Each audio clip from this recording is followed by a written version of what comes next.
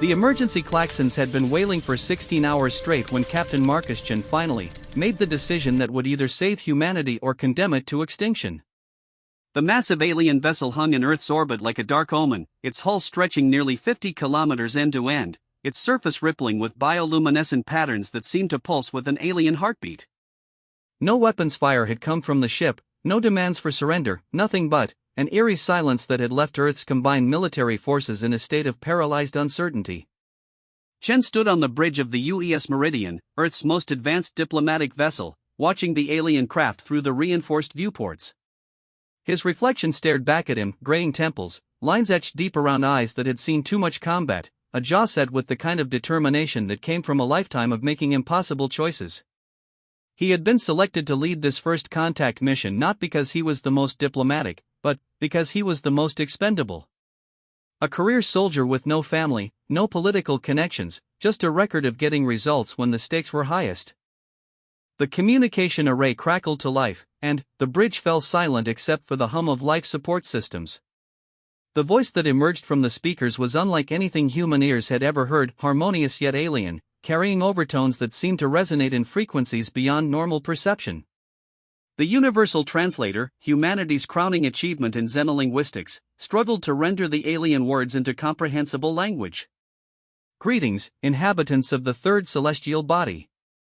We are the collective consciousness known as the Thymerians. Our vessels carry approximately 4 million individuals across 17 different biological classifications. We have traveled for 97 of your solar cycles to reach this system.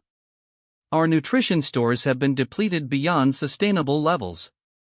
We require immediate access to organic compounds suitable for consumption.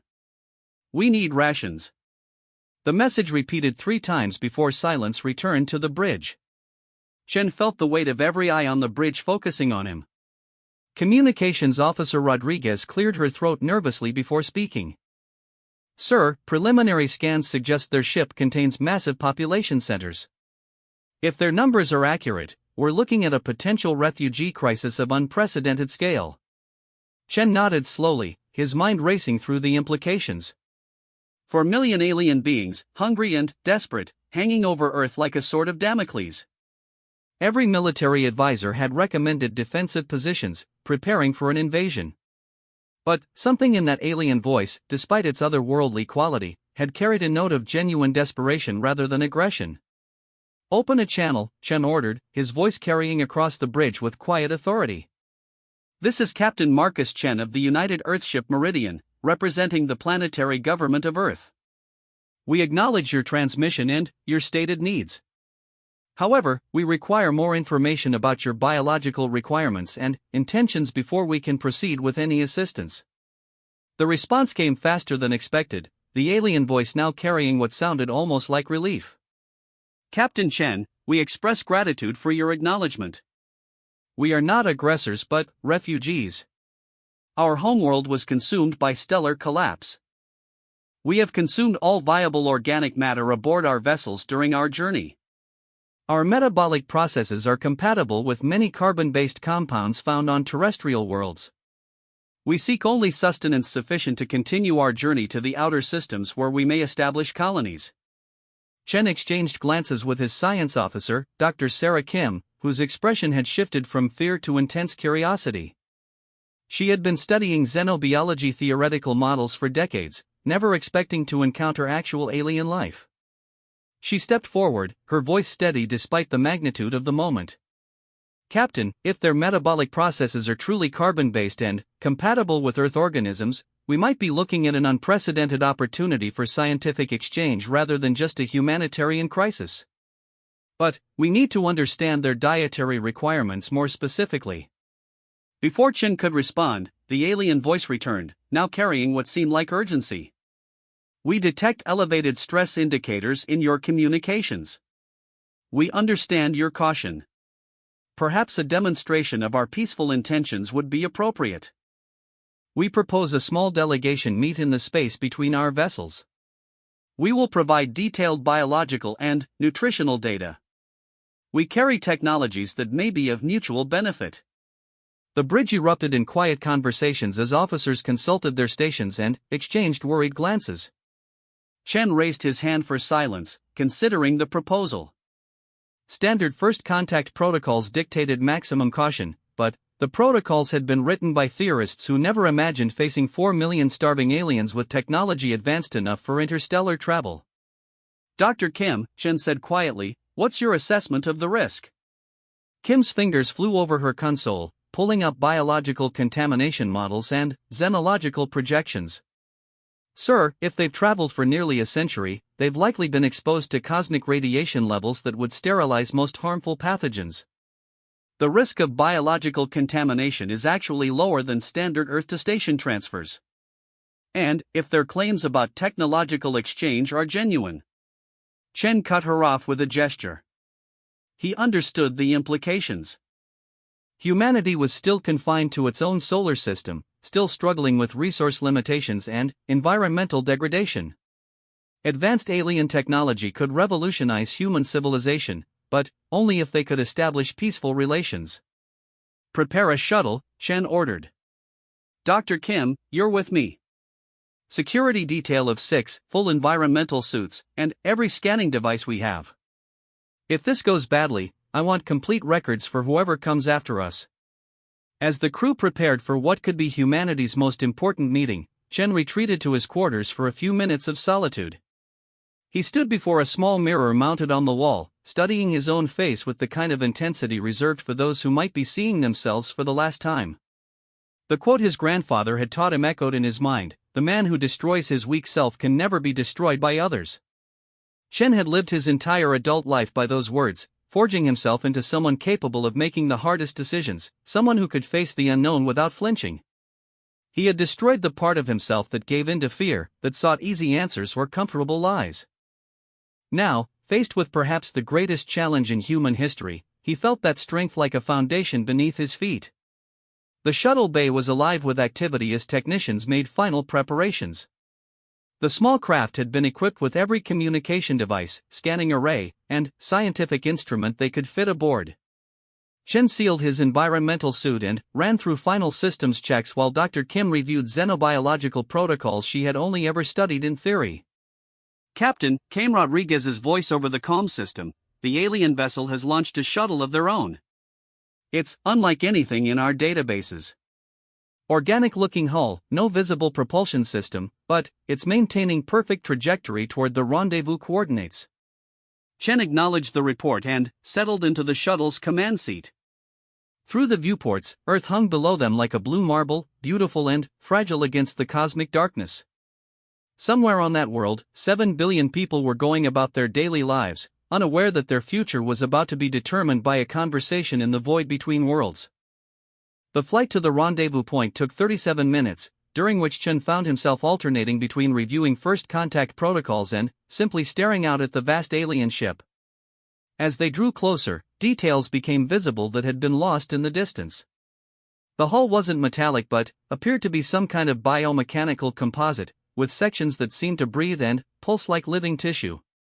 Bioluminescent veins ran along its length, carrying what looked like nutrients or information in patterns of light that defied human understanding. My God, Dr. Kim whispered from the co-pilot's seat. It's not just a ship. It's alive. The alien shuttle came into view as they approached the coordinates, and Chen felt his breath catch despite his years of military composure. The craft was definitely organic, its surface resembling polished bone or chitin, with flowing curves that suggested it had been grown rather than built. It moved through space with a grace that seemed to defy physics, adjusting its position without any visible thrust or exhaust. Unknown alien vessel, this is Captain Chen. We have arrived at the designated coordinates and are prepared to commence first contact protocols. The response came immediately, the harmonious alien voice now seeming to emanate from multiple sources within their shuttle. Captain Chen, we welcome this historic meeting. Our delegation consists of 3 individuals representing different aspects of our collective, our primary nutritionist, our cultural liaison, and our technological coordinator. We request permission to establish a temporary atmosphere field between our vessels. Before Chen could ask for clarification, space between the 2 shuttles began to shimmer and distort. A transparent bubble of energy formed around both craft, and sensors indicated the presence of a breathable atmosphere mixture that closely matched Earth standard. How is that possible? Dr. Kim muttered, her instruments going wild as they tried to analyze the phenomenon. Dr. Kim, Chen said quietly, I suspect we're about to learn that our understanding of physics has some significant gaps. Are you ready? Kim nodded, her scientific excitement overriding her fear. This is what I trained my whole life for, sir. Even if I didn't know it at the time. Chen activated the shuttle's external cameras and opened the airlock. The artificial atmosphere held perfectly, feeling slightly electric against his skin through the environmental suit. The alien shuttle's opening was unlike any human airlock, it simply dilated like a biological aperture, revealing the interior bathed in soft, bioluminescent light. The first alien to emerge stopped Chen's heart for a moment. It was humanoid in basic structure but clearly not human, standing nearly 3 meters tall with elongated limbs and a graceful, almost ethereal appearance. Its skin had a translucent quality that revealed complex circulatory systems beneath, and its eyes were large and multifaceted, like a fusion of human and insect characteristics. Despite the alien features, there was something unmistakably intelligent and expressive in its gaze. 2 more beings followed, each different from the first but sharing the same basic aesthetic of elegant, evolved biology. One appeared more heavily built with what looked like natural armor plating along its arms and torso. The third was smaller and more delicate, with additional limbs that seemed designed for fine manipulation. The first alien stepped forward and made a gesture that could have been a bow or a greeting. When it spoke, the words seemed to come from the air around them rather than from any visible mouth. Captain Chen, Dr. Kim, honored humans, I am called Thyssera in your phonetic approximation. I serve as nutritional coordinator for our fleet.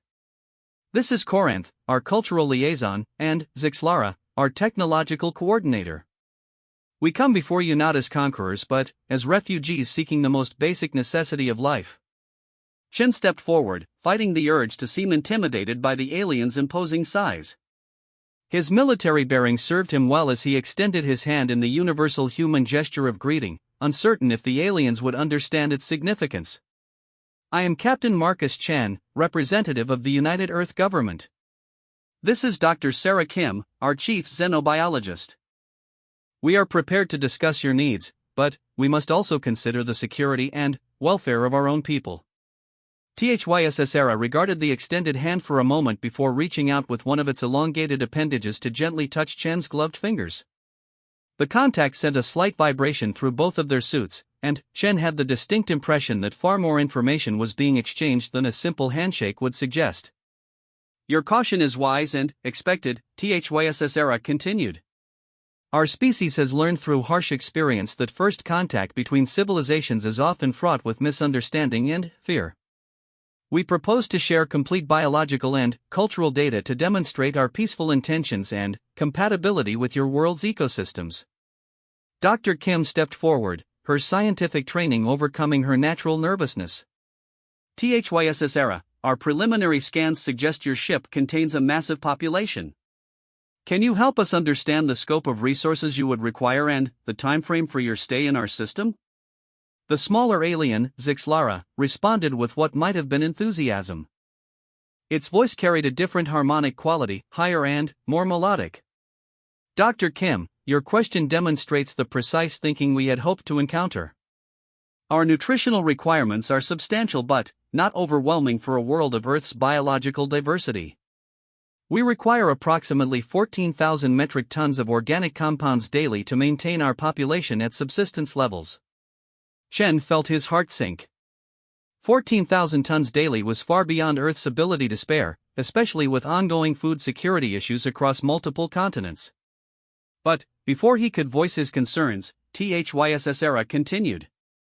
However, we do not seek charity or one-sided assistance.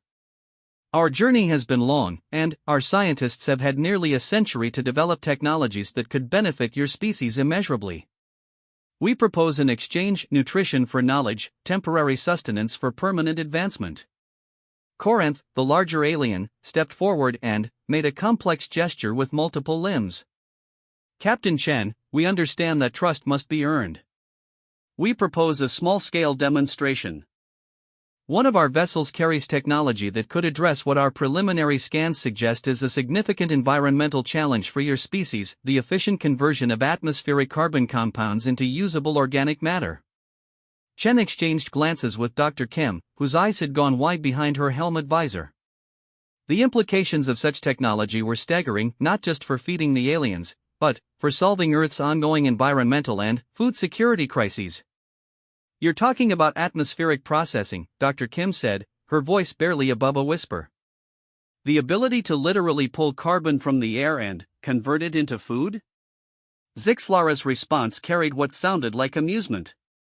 "Dr. Kim, that is merely the most basic application of the technology. Our systems can restructure matter at the molecular level, converting any carbon-based waste into nutritionally complete sustenance. Your species generates substantial organic waste that could be transformed into food sources without any depletion of natural resources." Chen's mind raced through the implications. If the aliens were telling the truth, they weren't just asking for help, they were offering to solve some of humanity's most pressing problems while they resupplied. But the scale of the risk was enormous. 4 million aliens with advanced technology could easily overwhelm Earth's defenses if their intentions were hostile. "Thysera," Chen said carefully, "your offer is extraordinary. But you must understand our position. We have no frame of reference for evaluating alien technology or intentions. How do you propose we verify your claims and ensure the safety of both our species?"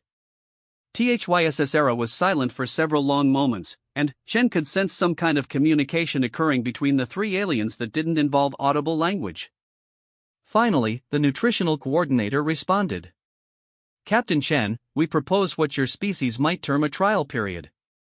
We will establish a small facility on one of your planet's uninhabited landmasses, perhaps an island or Arctic region, where we can demonstrate our technology under your complete observation. A small delegation of our people will work directly with your scientists to prove our capabilities and intentions.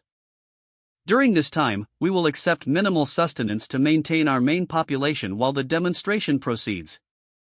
Dr. Kim was practically vibrating with excitement. "Captain, this could be the most significant advancement in human history. If they can really convert waste to food, restructure matter at the molecular level, we're talking about the end of scarcity, the solution to climate change, maybe even the beginning of true space colonization." Chen held up a hand to slow her enthusiasm. His military experience had taught him that offers that seemed too good to be true usually were. But he also recognized that sometimes extraordinary opportunities required extraordinary courage. "How long would this demonstration period require?" he asked. Zixlara responded immediately. 30 of your days would be sufficient to establish basic facilities and demonstrate core capabilities. During this time, we would require approximately 400 metric tons of organic matter daily, a significant reduction from our full needs, requiring our people to enter conservation mode, but manageable for a world of Earth's resources. Chen did quick calculations in his head.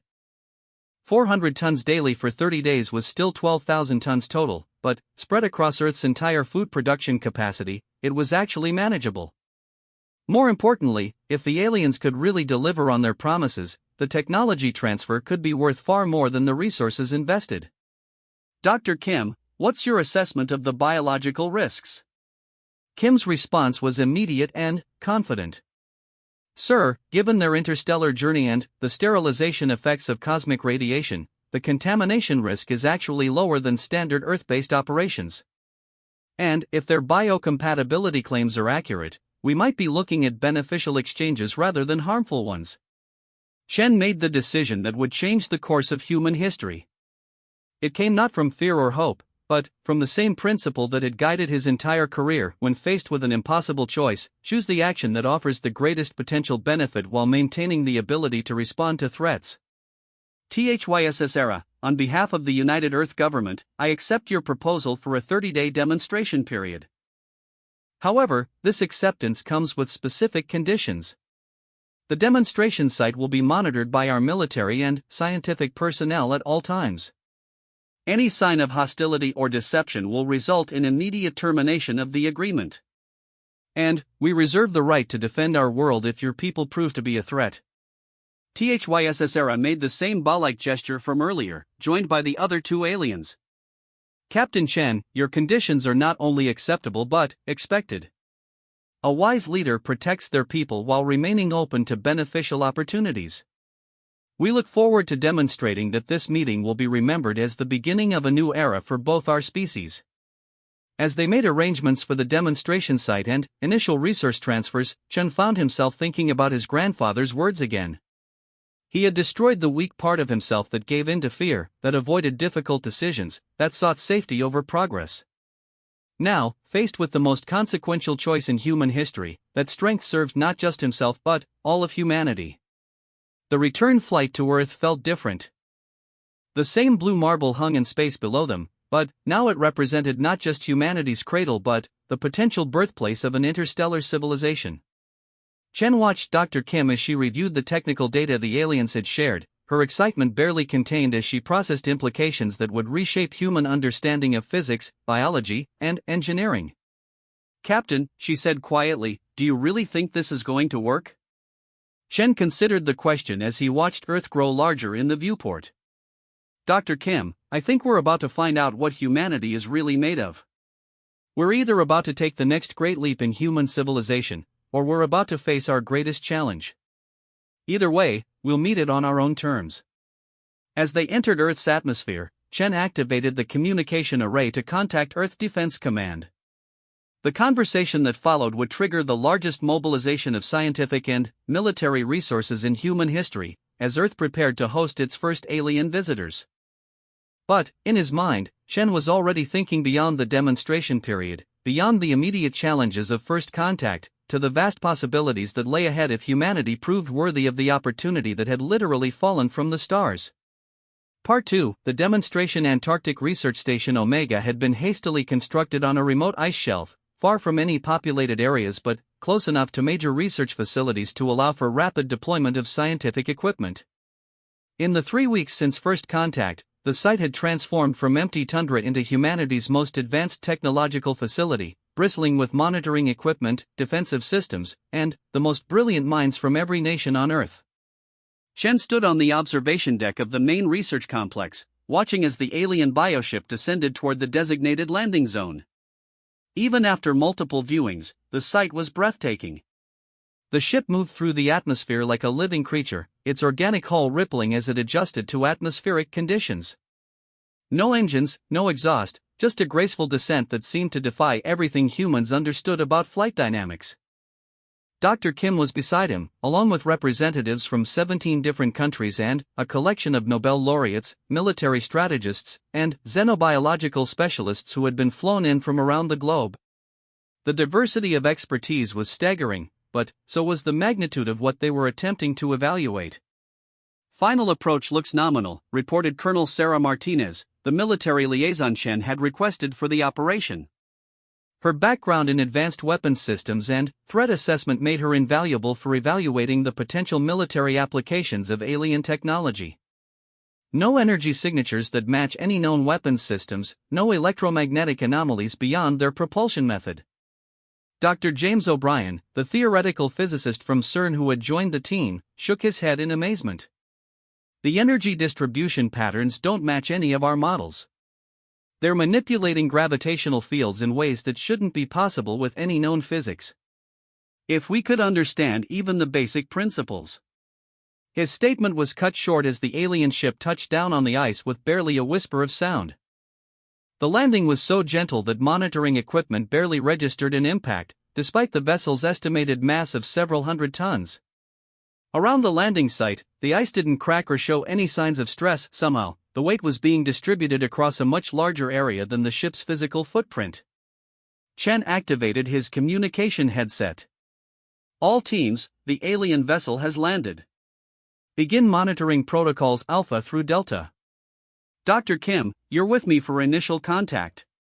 Everyone else, maintain observation positions until we establish safety parameters."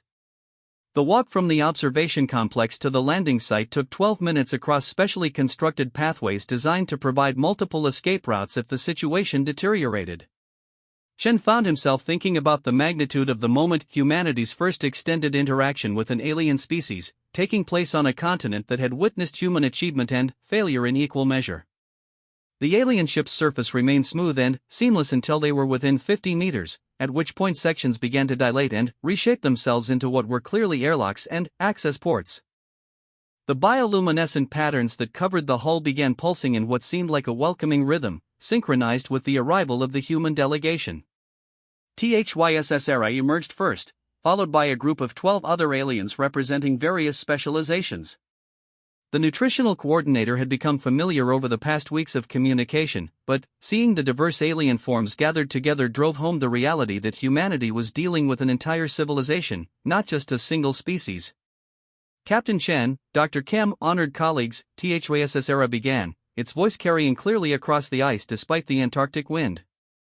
We express deep gratitude for your hospitality and the opportunity to demonstrate our capabilities.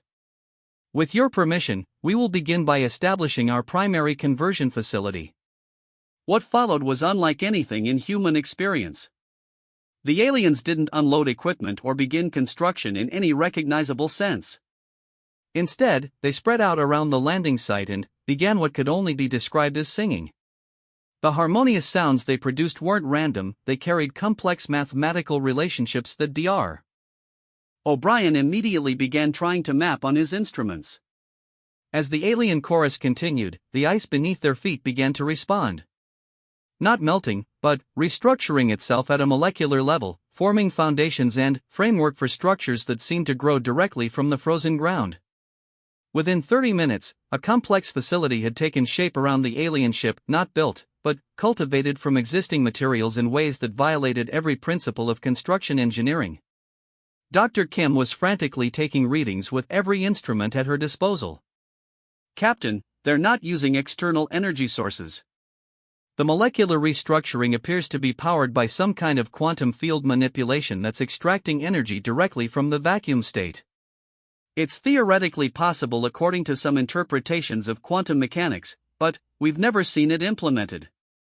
Zixlara, the technological coordinator, approached the human observers with what might have been pride in its posture.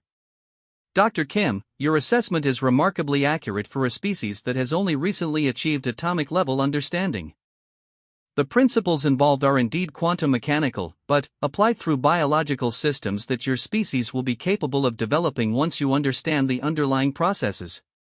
Chen watched the alien facility take shape with a mixture of awe and strategic concern. The technology was clearly far beyond human capabilities, but it also demonstrated that the aliens could reshape matter at will, a power that could be used for construction or destruction with equal ease. THYSS Era, he called out, this is impressive, but we need to understand the practical applications. You mentioned converting waste materials into nutrition. Can you demonstrate that process? The nutritional coordinator gestured toward a section of the newly formed facility where several human vehicles had delivered organic waste collected from research stations across Antarctica, food scraps, sewage, even paper products and organic debris. It was roughly 50 tons of material that would normally require extensive processing or disposal. Observe, Captain Chen, THYSS Era said as it approached the waste pile. Our process begins with molecular analysis. The alien extended several of its elongated appendages toward the waste materials. Chen could see that what he had initially thought were simply large hands actually terminated in incredibly complex biological structures, hundreds of microscopic tendrils that could apparently interface directly with matter at the molecular level. Within minutes, THYSS Era announced the completion of its analysis. This organic matter contains sufficient carbon, hydrogen, nitrogen, and trace minerals to produce approximately 37 tons of nutritionally complete sustenance suitable for both our species and yours. The conversion process will require 14 minutes and will result in no toxic byproducts. What happened next would be replayed on news broadcasts around the world for months afterward. The waste materials began to glow with a soft bioluminescent light as they were enveloped in the same energy field that had restructured the ice. The process was visible but not blinding, a gentle transformation that seemed almost meditative in its pace and rhythm. As the light faded, the waste pile had been completely transformed. In its place stood neat rows of what looked like crystalline formations, each about the size of a brick but clearly organic in composition. The air around the conversion site carried the aroma of fresh bread and growing plants. Dr. Kim approached the converted materials with her scanner array active. Molecular structure appears to be a complex protein-carbohydrate matrix, nutritionally dense and stable. No toxic compounds detected. The atomic composition matches theoretical optimal nutrition profiles for human metabolism. THYSSERA picked up one of the crystalline food blocks and took what was clearly a bite, chewing thoughtfully before offering it to the human observers. Safe for immediate consumption by either of our species. The texture and flavor can be adjusted according to cultural preferences. Chen accepted the offered sample, removing his helmet in the controlled atmosphere the aliens had established around the demonstration site. The food had a pleasant, neutral taste that reminded him of fresh bread with subtle fruit undertones. More importantly, his body's immediate response suggested that it was indeed nutritionally complete. He felt satisfied and energized in a way that field rations never provided. "Dr. Kim," he said quietly, "what are the implications if they can do this conversion process at scale?" Kim was studying her readings with an expression of scientific excitement mixed with disbelief. "Sir, if this process can be scaled up and taught to human operators, we're looking at the end of food scarcity, the solution to waste management, and, potentially, the key to sustainable space colonization." They've just demonstrated the ability to create perfect nutrition from any organic waste. Corinth, the cultural liaison, stepped forward with what seemed like anticipation. "Dr. Kim, Captain Chen, the conversion process you have observed represents only the most basic application of our biotechnology. We would like to demonstrate systems integration, the establishment of a complete ecosystem that maintains itself while producing far more than it consumes." Over the following hours, Chen watched as the alien demonstration expanded into something that challenged his understanding of biology, physics, and engineering. The aliens established what they called a closed-loop biological system that took atmospheric carbon dioxide, water, and trace minerals from the ice and converted them into a self-sustaining ecosystem that produced food, oxygen, and building materials while removing pollutants from the environment. The system was alive in every sense of the word, not just mechanical processes, but actual living organisms that had been engineered to perform specific functions while maintaining biological autonomy. Plants that could thrive in Antarctic conditions while producing fruits with perfect nutritional profiles. Organisms that could process any form of organic or atmospheric waste and convert it into useful materials. "This is how we survived our interstellar journey," explained Zixlara as it guided the human observers through the growing facility. "Our ships are not vehicles in your understanding, but complete ecosystems that maintain themselves across the vast distances between stars. Every waste product becomes a resource, every biological process contributes to the whole." Dr. O'Brien was frantically taking notes and measurements. "The energy efficiency is impossible according to our thermodynamic models. You're producing more usable energy than you're inputting, which violates conservation laws." THYSSERA's response carried what seemed like gentle amusement. "Dr. O'Brien, your conservation laws remain valid within your current understanding of closed systems. However, these are not closed systems, they interface directly with quantum field fluctuations to extract energy from the zero-point field. Your species' understanding of vacuum energy is theoretically sound but practically underdeveloped." Chen found himself thinking about the long-term implications as he watched alien technology reshape the Antarctic landscape. In less than a day, the aliens had demonstrated capabilities that could revolutionize human civilization. But they had also revealed that humanity's understanding of fundamental physics was incomplete in ways that could take centuries to fully comprehend. "THYSSERA," he said during a brief break in the demonstrations, "what you've shown us is extraordinary. But I need to understand your expectations for the technology transfer. Are you offering to teach us these processes, or are you expecting us to simply provide resources while you operate the technology?" The nutritional coordinator was silent for several moments before responding. "Captain Chen, that question reveals wisdom that increases our confidence in your species. We propose a gradual integration approach. We will establish permanent facilities that can provide sustenance for our population while training your scientists in the underlying principles.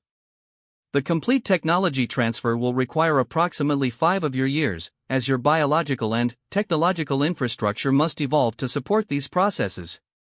Dr. Kim looked up from her instruments. 5 years to completely revolutionize human civilization. Captain, we need to understand the broader implications. What are their plans after the technology transfer is complete? Corinth stepped forward, its massive frame somehow managing to project reassurance despite its alien appearance. Dr. Kim, our intention is to establish a small permanent colony within your solar system while our main fleet continues to the outer regions where we can terraform suitable worlds. We seek not to replace your species or claim your world, but to establish the first peaceful interspecies cooperation in this galaxy's recorded history. Chen felt the weight of the decision that lay ahead. The 30-day demonstration period was nearly complete, and the aliens had delivered on every promise they had made. The technology they offered could solve humanity's greatest challenges while opening the door to expansion beyond Earth. But it would also fundamentally change what it meant to be human, introducing alien concepts and capabilities that could reshape society in unpredictable ways. That evening, as Chen reviewed the day's reports in his temporary quarters, he found himself thinking again about his grandfather's wisdom. Destroying the weak self meant more than just overcoming fear, it meant being willing to transform, to grow beyond comfortable limitations, to embrace possibilities that challenged everything you thought you knew about the world. The alien demonstration had proven that THYSSRS people were capable of delivering on their promises, but it had also revealed that the choice facing humanity was far more complex than simple acceptance or rejection. They were being offered the chance to join a galactic community, to transcend the limitations of a single world, to become something greater than they had ever imagined possible. But transformation always came with risks. The weak self wanted simple answers, clear choices between good and evil, right and wrong. The strong self understood that the most important decisions involved choosing between different versions of the future, each carrying its own possibilities and dangers. As Chen prepared his final report for the United Earth government, he knew that his recommendation would influence the course of human history. The military part of his mind catalogued the potential threats. Advanced technology could be used against humanity, alien integration could destabilize human society, dependence on alien systems could lead to subjugation. But the visionary part of his mind, the part that had been forged through decades of difficult decisions, saw something else entirely.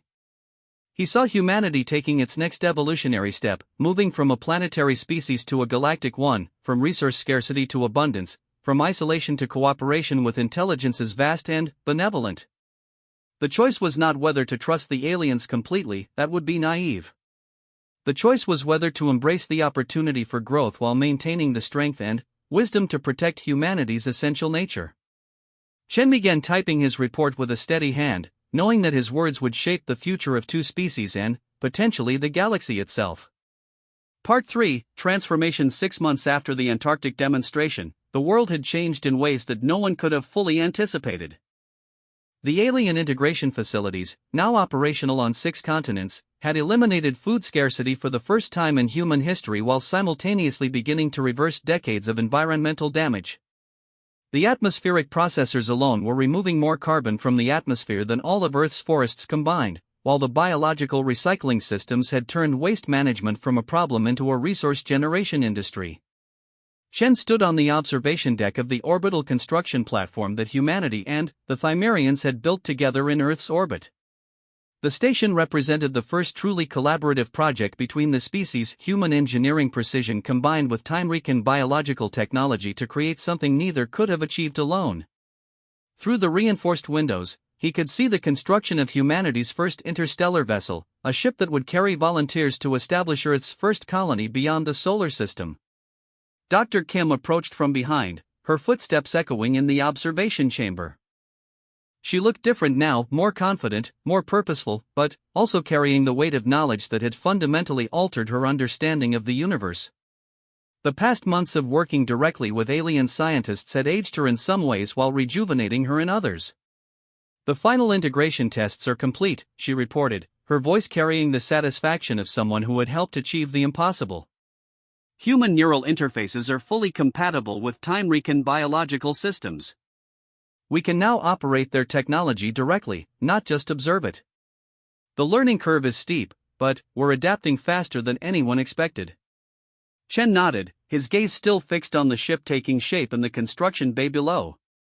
It was beautiful in a way that purely human technology had never achieved, organic curves that flowed like living tissue, combined with the geometric precision that human engineering demanded.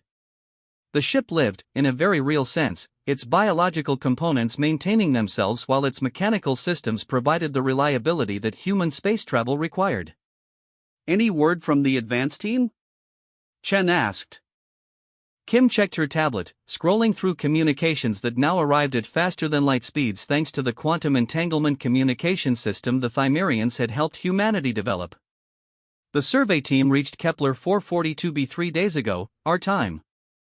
Initial reports are promising. Atmospheric conditions are suitable for both species with minimal terraforming, and the planet shows no signs of hostile life forms." Chen smiled, thinking about the 12 volunteers who had agreed to make humanity's first interstellar journey. They were the best and brightest Earth had to offer, trained in both human and time-recon technologies, capable of establishing a foothold on a world 23 light-years from Earth. The journey that would have taken thousands of years with human technology would take them less than 6 months using the biological FTL systems the aliens had shared. "Captain Chen, Dr. Kim," came a familiar harmonic voice from behind them. THYSS Era approached with the fluid grace that characterized all-time recon movement, its translator now perfectly attuned to human language patterns. "We have received confirmation from the fleet commanders. The main time recon population has reached the outer system and begun establishment of their permanent colonies. The transition has been successful." The news carried mixed emotions for Chen. The time recon fleet had been a presence in Earth's sky for months, a reminder of both opportunity and potential threat. Knowing that the bulk of their population was now safely established in the outer solar system, building new worlds around Jupiter and Saturn reduced the pressure on Earth while maintaining the alliance that had transformed both civilizations. "What about the integration colonies?" Chen asked. "How are our people adapting to life aboard time-recon bioships?" THYSS Era's response carried what had come to be recognized as pride. "The 1,500 humans who chose to join our deep space colonies are thriving. The biological adaptation process has been more successful than our most optimistic projections. Your species shows remarkable flexibility in neural integration with our biosystems." Dr. Kim looked up from her tablet with excitement. "Speaking of adaptation, the latest medical reports from the integration colonies are fascinating. Human lifespans in the bioship environments are extending significantly. Preliminary data suggests an increase of 30 to 40%, with enhanced cognitive function and physical capabilities." Chen wasn't surprised. The integration process involved more than just learning to use alien technology. It required a fundamental adaptation of human biological and neurological systems. The volunteers who had chosen to live permanently with the Thymerians were becoming something new, still recognizably human but enhanced in ways that pushed the boundaries of human potential. "And the resistance movements?" Chen asked, addressing the topic that weighed on all their minds. Kim's expression darkened slightly. "The Pure Earth Coalition continues to grow, especially in regions that haven't directly benefited from the integration technology. They're calling for complete separation from alien influence and the dismantling of all integration facilities." Chen had expected this reaction. Not everyone could embrace the rapid changes that alien contact had brought. For some humans, the transformation represented not opportunity but existential threat: the loss of human identity, the corruption of human purity, the surrender of human independence. These fears weren't entirely irrational, but they ignored the reality that humanity had already been changed by the contact, and the choice now was between guided evolution and chaotic resistance. "Any incidents?" Chen asked. 3 attempted attacks on integration facilities in the past month, Kim reported. All intercepted by security forces before any damage was done. But the rhetoric is escalating, and some political leaders are beginning to call for referendums on continued cooperation. THYSS Era remained silent during this exchange, but Chen could sense the aliens' concern. The Thymerians had experience with species that rejected integration, civilizations that chose isolation over cooperation. The outcomes were rarely positive in the long term. THYSS Chen said carefully, what happens if Earth decides to end the integration process? Would your people honor our decision? The nutritional coordinator was quiet for several long moments before responding. Captain Chen, that question touches upon one of the most difficult aspects of interspecies relations. We would, of course, honor your species' right to choose its own path. However, the knowledge and capabilities that have been shared cannot be unshared. Humans who have undergone biological integration cannot be unintegrated without severe health consequences. Chen understood the implications. Humanity had crossed a threshold that couldn't be uncrossed. The thousands of people who had undergone various levels of biological integration with time-recon technology were now dependent on that technology for their enhanced longevity and capabilities. Ending the alliance would effectively be abandoning those people to shortened lives and diminished abilities. More importantly, the environmental restoration projects were now integral to Earth's ecological stability. The atmospheric processors, the biological recycling systems, the oceanic restoration facilities, all of these relied on time-recon biotechnology that required ongoing maintenance and understanding. Destroying the alliance could lead to ecological collapse on a scale that would make pre-contact environmental problems seem minor. Dr. Kim, Chen said, what's your assessment of the political situation? Do you think the resistance movements could actually succeed in ending the integration? Kim considered the question carefully. Sir, the resistance is loud and growing, but the benefits of integration are too obvious to ignore. Agricultural yields are up 400%. Environmental restoration is visible from orbit. Medical advances are extending lives and improving quality of life across the board. The problem is that people are afraid of losing their humanity, even as they benefit from the enhancements. Chen nodded, understanding the psychological dynamics at work. Fear of change was a fundamental human characteristic, and the changes brought by alien contact were more dramatic than anything in human history. But fear could be overcome by education, by demonstration, by showing people that enhancement didn't mean replacement. THYSS he said, I think it's time for a more aggressive educational campaign. People need to understand that integration doesn't mean losing their humanity, it means becoming more fully human than ever before. The aliens' response carried curiosity. Please elaborate, Captain Chen. Chen moved to the window, gesturing toward Earth below. Look at what we've accomplished together. Humans are healthier, more capable, more aware than at any point in our history. We're solving problems that seemed impossible just months ago. We're reaching beyond our world to establish colonies among the stars. This isn't the destruction of humanity, it's the fulfillment of human potential. Kim joined him at the window, adding her perspective. The integration process doesn't change what makes us human: our creativity, our curiosity, our capacity for growth and adaptation. If anything, it enhances those qualities by removing the biological and technological limitations that held us back.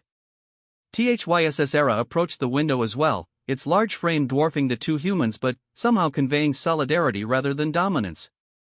Captain Chen, Dr. Kim, your words reflect a wisdom that gives us great hope for the future.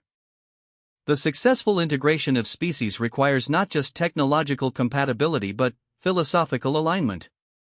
Your species' commitment to growth and exploration makes you ideal partners for galactic expansion. Chen felt a moment of profound clarity as he looked out at the vast construction project taking shape in Earth's orbit. The ship below wasn't just humanity's first interstellar vessel, it was a symbol of what humans could become when they embraced their potential rather than clinging to their limitations. Dr. Kim, he said quietly, I want you to prepare a comprehensive report on the integration benefits, focusing on real-world improvements to human lives. We need to counter the fear campaigns with evidence and hope. Kim nodded eagerly. Already started, sir. I've been working with integration volunteers to document their experiences. The stories are remarkable: enhanced cognitive abilities, improved physical health, expanded sensory capabilities, and, most importantly, a sense of purpose and connection that many describe as transformative. Chen thought about his own experiences over the past months. He hadn't undergone full biological integration, his role required maintaining independence from both human and alien influences, but he had worked closely enough with time-recon technology to understand its potential. The neural interfaces allowed for direct communication with biological systems, creating a symbiosis between mind and technology that was unlike anything humans had previously imagined. THYSSERA, Chen said, what's the long-term vision for human-Thymerican cooperation? Where do you see this relationship heading over the next century? The alien's response was immediate and confident. Captain Chen, we envision a galactic civilization based on cooperative diversity. Humans bring unique perspectives on individual achievement and technological innovation, while Thymerians contribute biological integration and long-term ecological thinking. Together, we could establish colonies throughout this galaxy, creating sustainable civilizations that honor the strengths of both species. The vision was breathtaking in its scope.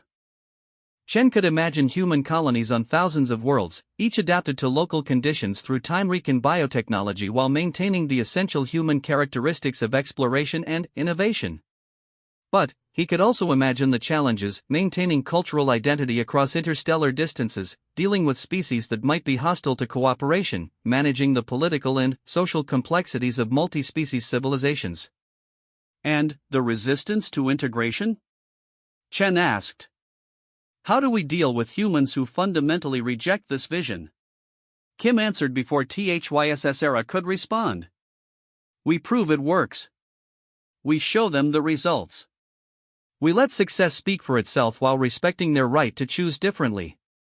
Chen appreciated her optimism, but his military experience suggested that ideological resistance couldn't always be overcome with evidence and persuasion. Some people would fight integration regardless of its benefits, viewing any change to human nature as an existential threat worth dying to prevent. We need to be prepared for more serious resistance, Chen said. Not everyone will be convinced by success stories. Some people will see integration as invasion by other means, and they'll fight it with everything they have. THYSSERA's response carried undertones of sadness.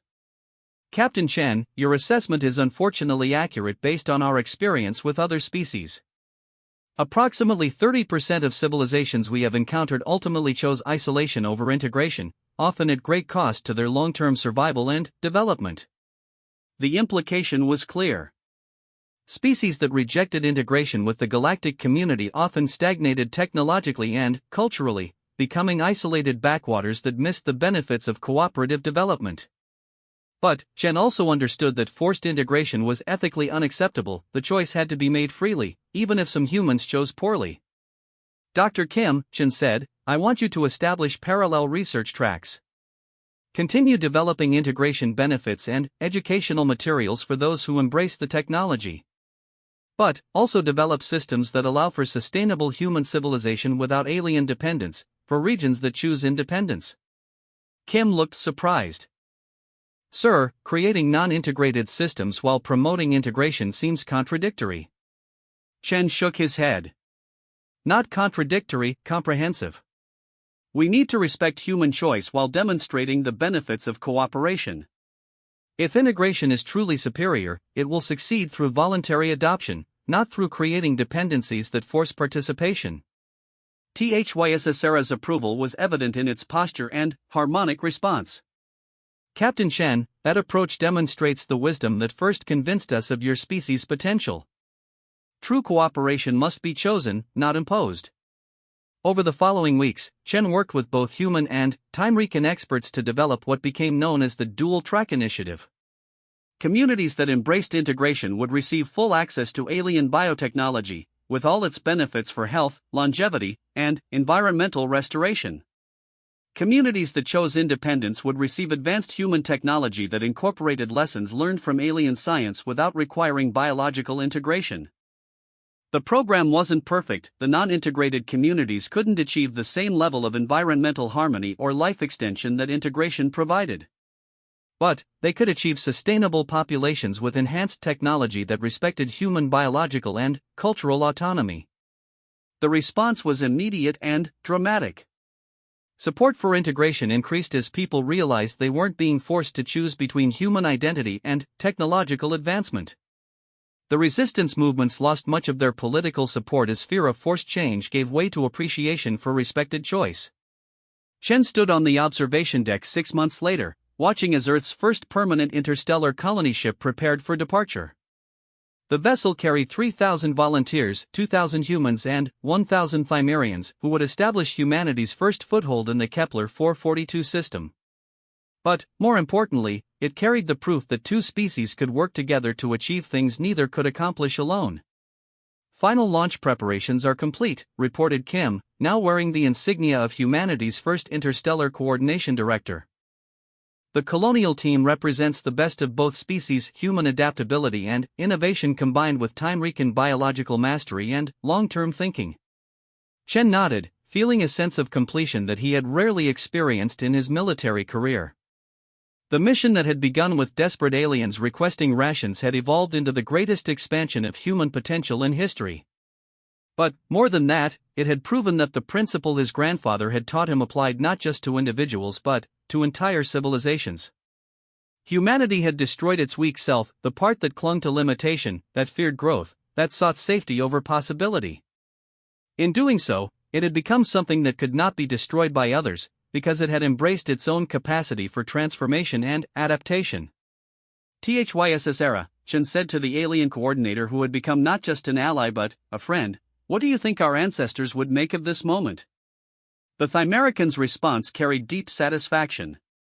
"Captain Chen, I believe they would recognize in this achievement the fulfillment of the dreams that drove them to reach beyond their original limitations. Your species sought the stars, and now you have found not just new worlds but new forms of existence." As the colony ship's engines engaged and the massive vessel began its journey toward the distant star system that would become humanity's second home, Chen reflected on the journey that had brought them to this moment. It had begun with fear and uncertainty, with desperate aliens and cautious humans, with the possibility of first contact becoming first conflict. Instead, it had become first cooperation, first integration, first step toward a future that neither species could have imagined alone. The man who destroys his weak self can never be destroyed by others, because he becomes something greater than he was before, something capable of growth and adaptation and cooperation with forces beyond his original understanding. Earth turned slowly below the orbital station, its blue surface now dotted with the bioluminescent patterns of integration facilities that were healing the planet while expanding human potential. In the distance, the moons of Jupiter glowed with the lights of time-recon colonies that were transforming the outer solar system into a garden of diverse worlds. And, beyond it all, the stars waited with infinite possibilities for species wise enough to embrace change, strong enough to overcome their limitations, and courageous enough to reach beyond the boundaries of their original nature. Chen smiled as he watched the colony ship disappear into the star-filled darkness, carrying the hopes of two species toward a future that would be shaped by cooperation, enhanced by diversity, and limited only by the combined imagination of minds both human and alien working together toward dreams neither could achieve alone. The weak self that had feared the unknown had been destroyed. What remained was strong enough to build civilizations among the stars. The end epilogue found among Captain Marcus Chen's personal effects after his death at age 127 in the first human Thymerican integrated settlement on Kepler 442b, to future generations, both human and time-recon, the choice we made to embrace cooperation over conflict, growth over stagnation, possibility over fear, was not easy. It required destroying the parts of ourselves that sought simple answers to complex questions, that preferred familiar limitations over unfamiliar opportunities. But, in destroying our weak selves, we discovered our true strength. We learned that humanity's greatest gift is not any single capability, but our capacity to adapt, to grow, to become more than we were. The Thymerians taught us that evolution is not just biological but conscious, the deliberate choice to transcend our limitations in service of greater possibilities. Today, 47 worlds bear human colonies, each adapted to local conditions through biotechnology, each maintaining the essential human spirit of exploration and innovation. Children born among the stars carry within them the heritage of Earth and the infinite potential of cooperative evolution. We destroyed our weak selves, and, in doing so, became indestructible not because we could not be harmed, but because we had learned to transform every challenge into an opportunity for growth. The stars are no longer distant lights in Earth's sky. They are our neighborhood, our future, our legacy to those who will carry human dreams to galaxies yet unexplored. Remember us not as the last generation of purely human civilization, but, as the first generation of something greater, the bridge between what humanity was and what humanity could become. The man who destroys his weak self can never be destroyed by others, for he has become eternal in his capacity for transformation. Reach for the stars, and teach them to reach back. Marcus Chen, first captain of human interstellar expansion.